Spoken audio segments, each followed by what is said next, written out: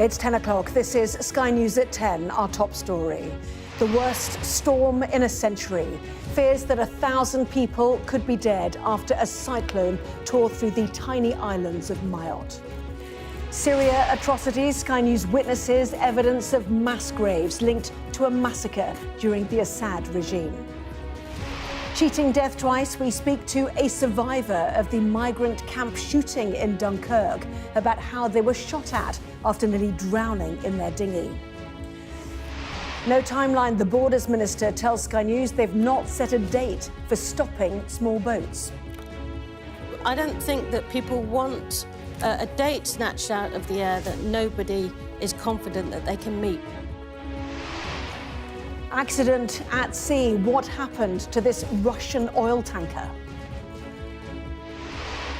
And back on track, the train service running again 60 years after rail cuts, thanks to a nearly £300 million boost. We go aboard the 136 from Ashington to Newcastle. And we'll take a first look at tomorrow's front pages in our press preview from 10:30.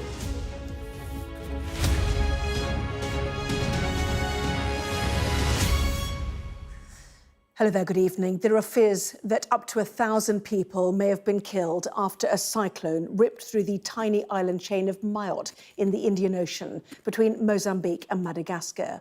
Officials say it is the worst storm in nearly a century. Winds of more than 100 miles an hour battered the island communities.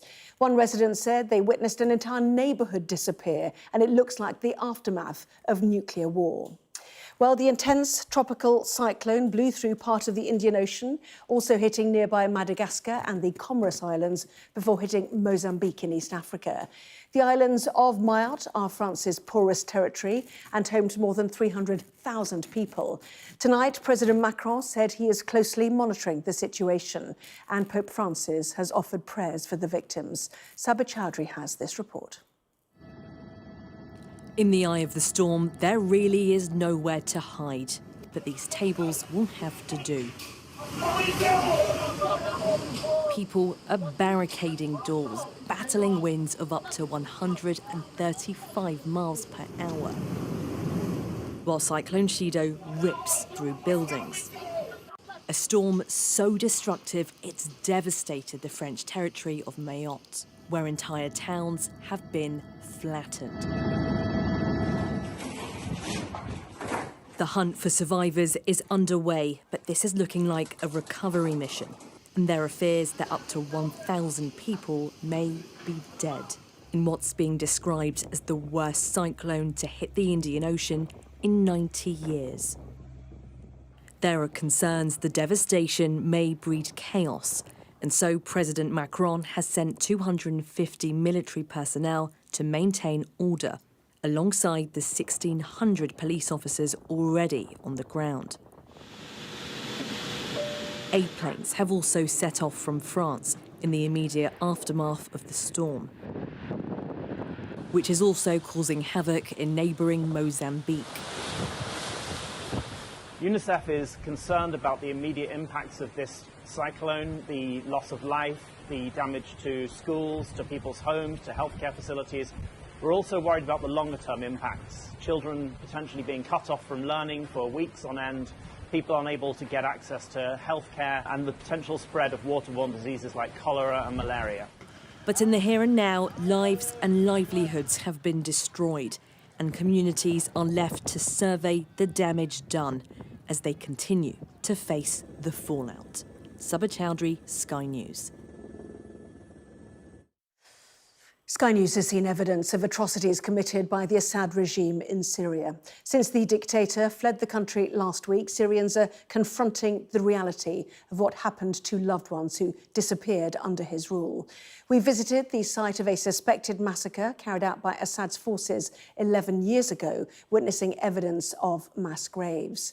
Our international correspondent, Diana Magnay, has been to the site of a mass grave in a suburb of Damascus in Tadamon, the site of a massacre in 2013. She sent this report, and just to warn you, it contains some footage from the massacre, which has been circulating for years online. 10-year-old Yusuf calls himself the grave digger.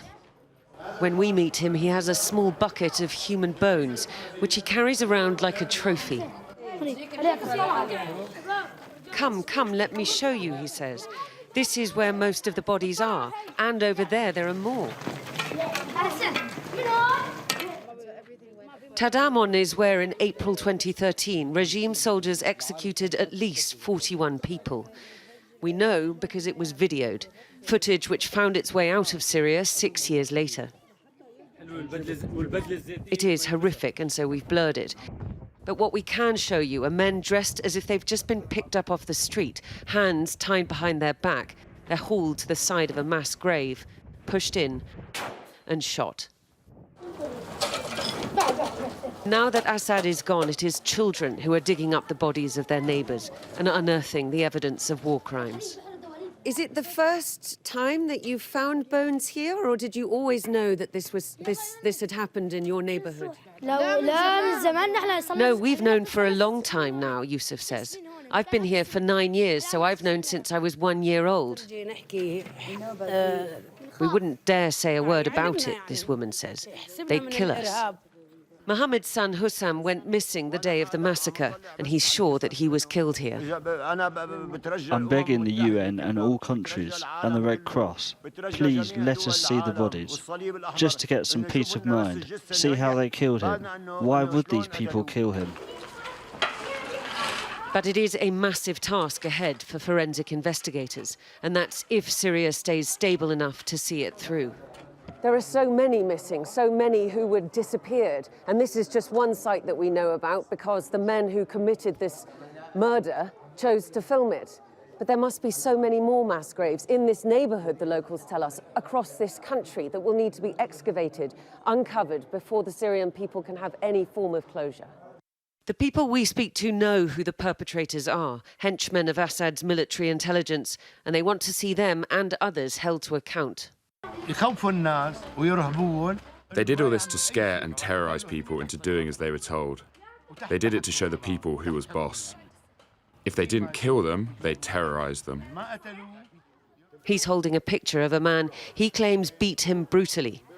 He says he dreams of justice. And if the new government can't provide that, he says he'll do it himself. Diana Magnay, Sky News, Damascus. Well, our correspondent Diana Magnay is in the Syrian capital of Damascus for us tonight. Yet more terrible evidence, Diana. What chance is then that the Syrian regime henchmen will be brought to justice?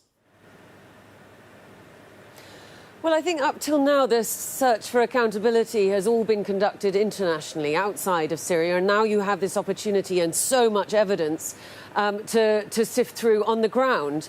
And Abu Muhammad al-Jalani, or Ahmad al-Shara, as he likes to call himself now, has made all the right noises about wanting to bring all those who tortured the Syrian people to justice. And Bashar al-Assad himself, he's called on countries to send him and his cronies back to Syria. But the question is, how much authority does he have to do that, having just marched into the capital? Wouldn't it be better placed to have a transitional government who can then have a national justice process that is inclusive across all the various factions and ethnic makeup of this country? But it is a good step. You have a lot of people who are coming back here to try and help with this process. Of course, the big question is, will Bashar al-Assad ever leave Russia? Will Putin send him back? Will the Syrian people really ever see the dictator who brought this all on them brought to account? Diana, in Damascus, thank you. Well, the Foreign Secretary says the UK has had contact with the group that toppled Bashar al-Assad, despite their status as a proscribed terror organisation. Speaking after talks in Jordan, David Lammy says Britain is using all channels open to it to ensure a peaceful future for Syria. HTS remains a proscribed organisation, but we can have diplomatic contact, and so we do have diplomatic contact, as you would expect. We want to see a representative government, an inclusive government.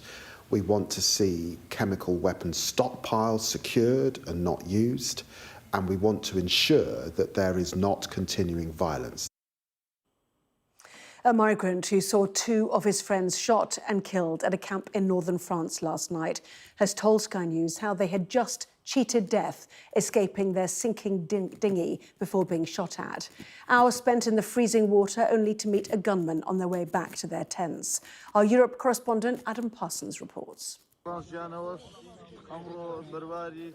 aftershock of a horrific attack. Two men lie dead on the ground, victims of a French gunman who murdered 5 people. 3 of them were locals and 2 Kurdish migrants called Hamid and Hadi. Their friend Matin survived. He spoke to Sky News about the attack he'd seen and told us how the group had just tried to get to Britain on a small boat. We were in the water for 8 hours and almost drowned. They put 85 people in a dinghy, and then police came and took 50 people off. 35 people, including me and Rashad, Hamid and Hadi, stayed on, going to reach the UK. The police said, "You can go to the UK and we will follow you." We reached international waters. Our dinghy fell apart and almost drowned. After 5 minutes in the water, thank God the police reached us and rescued us. We had no life jacket. They pulled us out of the water. We were soaking wet. I was walking home and they were following me. We were close and this man turns up and gets out of the car. He fired at us. Me and Rashad were not hit. Hamid was hit in the head and Hadi in his stomach. We saw Azrael with our eyes. We saw death with our own eyes. It was the God's will that we survived. In one day, we saw death twice, but we didn't die. By morning, the police had gone, but the scars of murder remain. The group of migrants were walking along this path when they were attacked. Their camp is just down there around the corner. The gunman got out of his car and started shooting about 15 times. One victim died just over there, and the other one fell just in this grass. That blue blanket was used to cover his body. This area, dotted with migrant camps, is called the jungle. Already a volatile place, it is now fraught with nerves and shock. So we will scared. And it's a jungle. In jungle, no life. We feel very sad because these people like us, they live as well his country for a better life, because everyone have a problem in his country.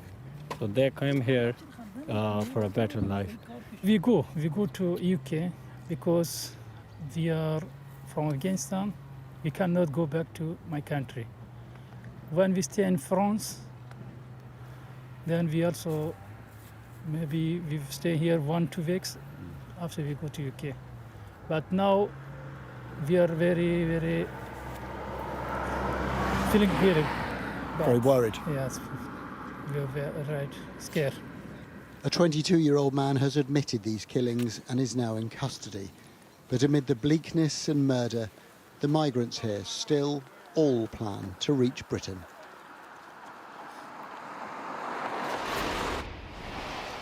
Adam joins us now from Dunkirk. So what do we know then about the suspect, Adam? He's 22 years old, he's a French national, and it is understood he comes from the town of Givin, which is just on the border between France and Belgium. And that's important because it would seem that his day yesterday began and ended there. That is where he lived with his parents. Seems that in the early afternoon he left there, he went down to Roermond. That's where he shot the first victim, a 29-year-old business manager, then headed back up to the coast, shot the 2 security guards who were guarding a fence near a canal, and then came a few miles up to the migrant camp, which we, of course, visited earlier today. And that's where he stopped his vehicle, got out and shot these 2 Kurds, as we reported, as we saw where they fell. He then got back into his car and drove back to Givin, went to the gendarmerie there and has handed himself in. It is understood that he is being questioned.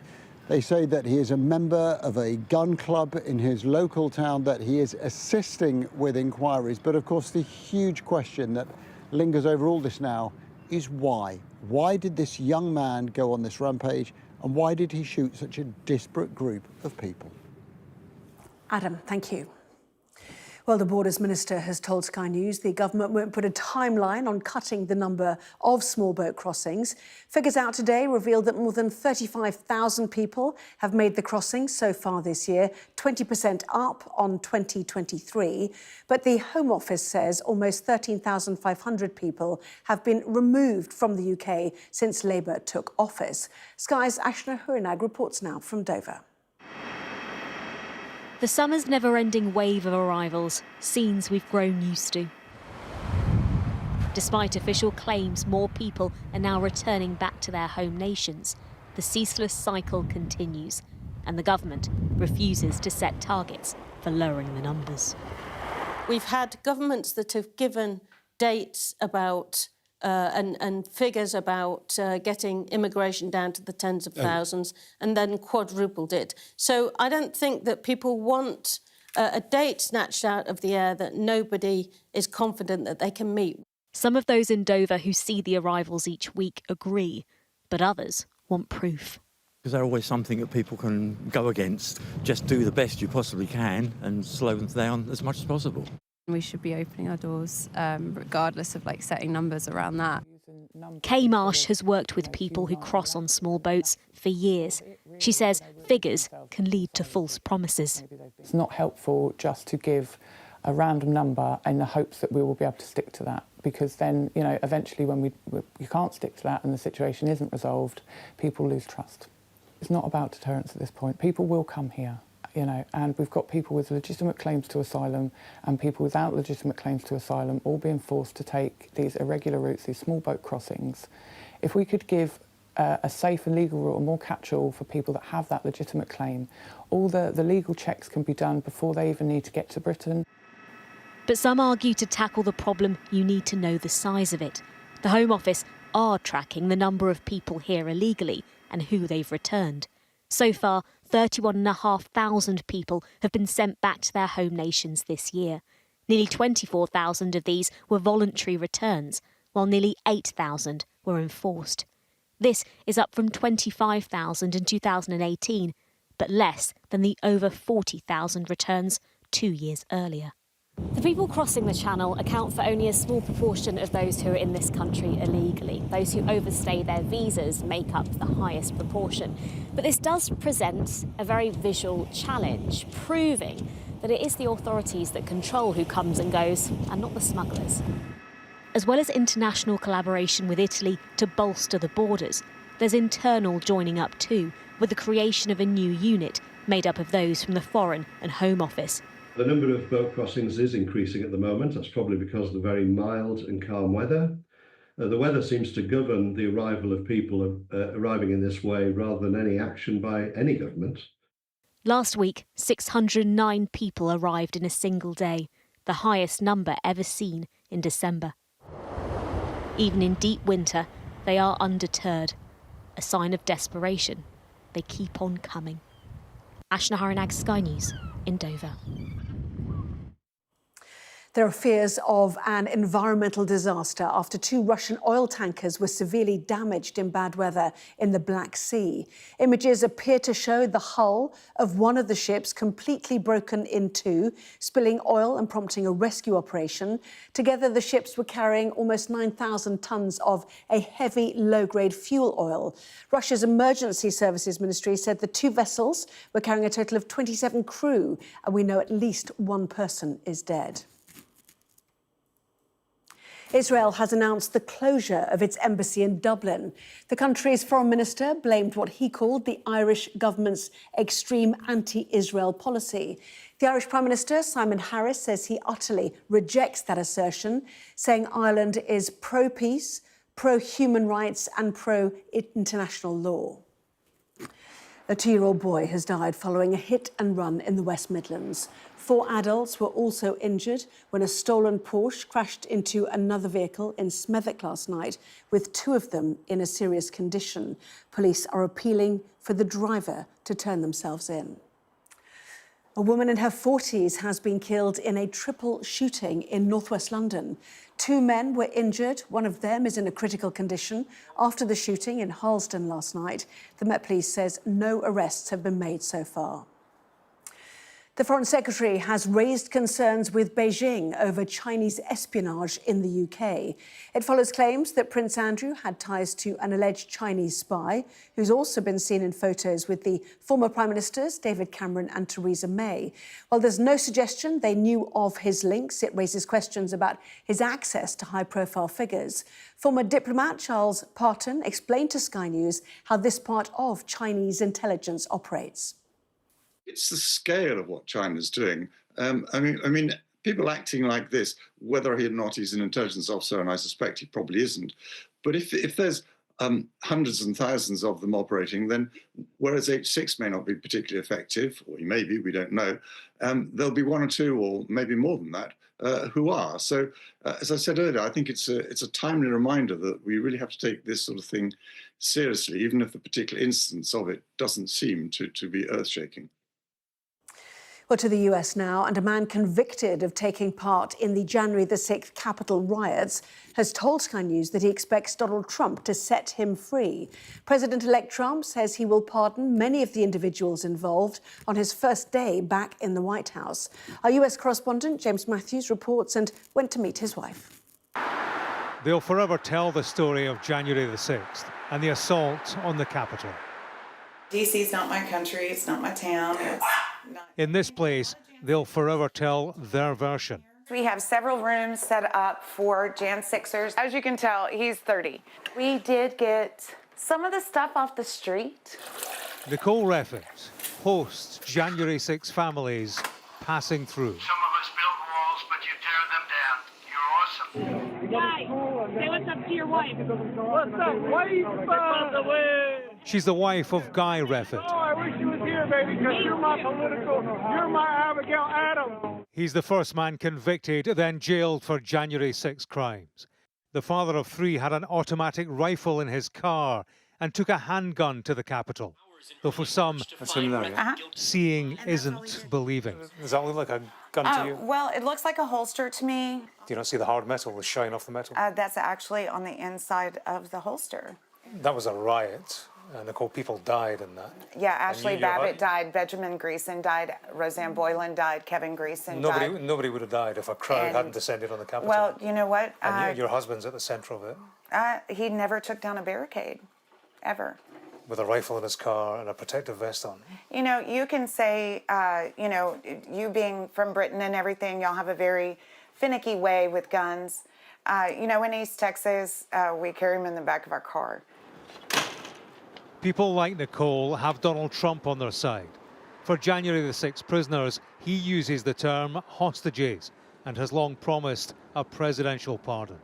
Happy birthday, dear John. Outside their Washington jail, supporters hold a nightly vigil, communicating with prisoners by phone. Hello there, it's James Matthews from Sky News in the UK here. I asked them about a Trump pardon and about the 10-year one from the current president, Joe Biden, to his son Hunter. He will exonerate us and pardon us. I really do believe that will happen.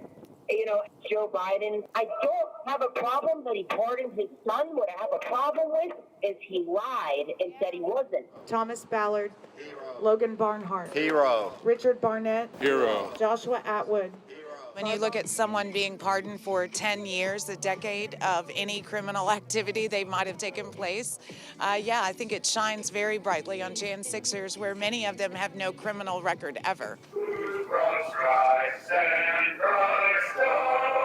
The night's vigil ends with the singing of the anthem and prisoners turning their cell lights off and on. How their story ends will be written by their choice of president, who may well choose the power of the pardon. Here, it's where politics and justice collide. James Matthews, Sky News, in Washington. Let's catch up with the very latest sport. Head to Alison at Sky Sports News. This Sky News Sports Bulletin is brought to you by Vitality. Getting more people more active. Live life with Vitality. I think it's a human quality that some people are destined with their own determination. I think that the player, compared to me, I think that they have much more responsibility. I do think there's a responsibility within the game to prepare the lads for how hard it's going to be. I started my investigation into academy football by finding out how the game's top managers get the best out of the young players. But only 9% of our academy players will ever play a professional game.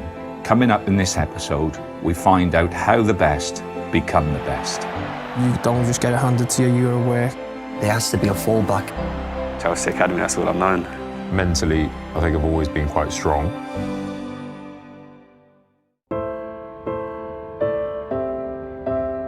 In the history of the game, almost 1,300 people have had the ultimate honour of wearing an England shirt. They climbed the mountain, made it to the very top. So what does that journey look like? The journey to become an elite footballer? It's just what I love doing. It's the only thing that I loved growing up. There was no alternative for me. You got the big break at the age of 6. Yeah.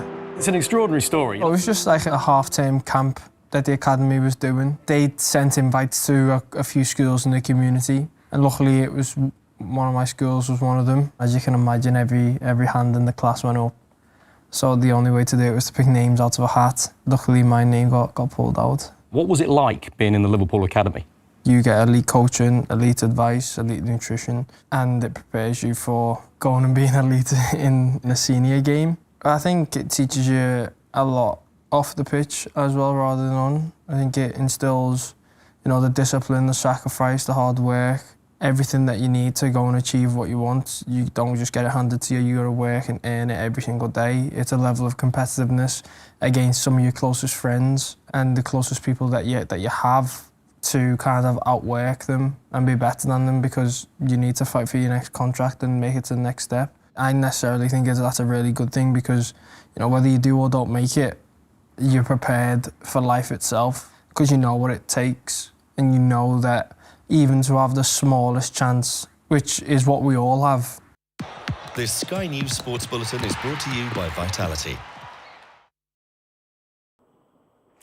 Alison, thank you. Now, 60 years ago, it got the chop in the beaching rail carts, but now a railway line in Northumberland is back on track, giving hope to local businesses. But it had a price tag of nearly £300 million, and there's still a feeling that levelling up isn't reaching the north. We sent Shingi Maruike aboard the 136 from Ashington to Newcastle. After 6 decades, a part of Britain's railway restored. For the first day since 1964, trains connecting towns in the southeast of Northumberland to the region's biggest city are running again. People on board the 136 from Ashington to Newcastle say having this option will make things so much simpler. For years we haven't had a train or anything. It's hard to get to Newcastle if you want to go out for a drink with the lads or anything during Christmas. Perfect this time of year. If people continue to use it in the volume that they are and then they expand the network further, that would be fantastic. As can be the case with big rail projects outside of London, the route to today has had its diversions and delays, with costs spiralling and the start date pushed back. But the people we've spoken to on board have said that they hope the Northumberland line can help boost the region's fortunes. Sometimes they're a little bit of a steep one there, ones too. A 35-minute train rather than a 1-hour bus will help people like Jim, who has Parkinson's and struggles with the travel. I wouldn't come into town on the bus. It's too hard to get on the bus with a wheelchair. But trying this today for the first time was great. He and his wife Jane have lived in the northeast for years and feel levelling up is an idea that has been signalled but never left the station. Ooh, don't get me started. No, I don't think we're treated very well at all for a lot of things, not just the railway. Jobs and, just everything, education, a lot. Even if today was a milestone for passengers, it's still a work in progress too. Just 2 of 7 new stations opened on time, with the route itself originally scheduled to open in the summer. An infrastructure firm involved in the project said at nearly $300 million, it's still good value for money.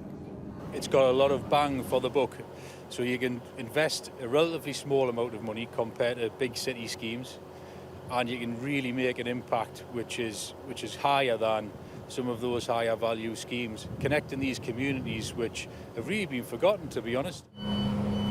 Today, for people in one corner of the country, things will be easier. But days like this aren't just about convenience. They're about putting communities on track for growth. Shingi Maruike, Sky News, Ashington. Well, that was Sky News at 10. Coming up, we'll take a first look at tomorrow's newspapers in the press preview. Tonight, joined by the broadcaster and commentator, Duncan Barks, and journalist and author, Rachel Shelby. Great to see both of you. And among the stories we will be discussing, this on the front of the Metro. Their headline for tomorrow's paper, the official guide to A&E chaos. That and plenty more, of course, when we come back.